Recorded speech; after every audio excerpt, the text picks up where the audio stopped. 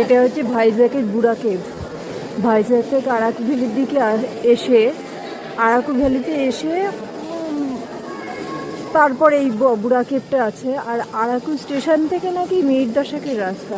আমরা অবশ্য ভাইজ্যাক থেকে প্রাইভেট কারে এসেছি, যে যেভাবে পারে আসবে, কিন্তু অবশ্যই এসো, দেখো কি সুন্দর।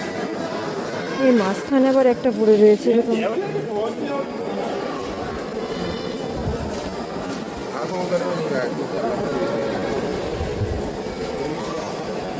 এগুলো সব উপর থেকে জল পড়ে পড়ে সেই চুনের মতন হয়ে লাইমস্টোন হয়ে গেছে। দেখো অদ্ভুত। তোমরা সবাই কিন্তু এসো, নাহলে মিস করবে।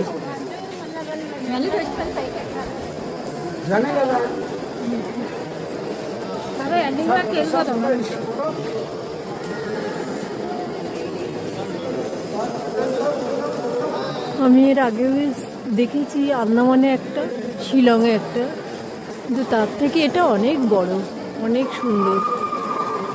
অবশ্যই এসো কিন্তু, অবশ্যই এসো।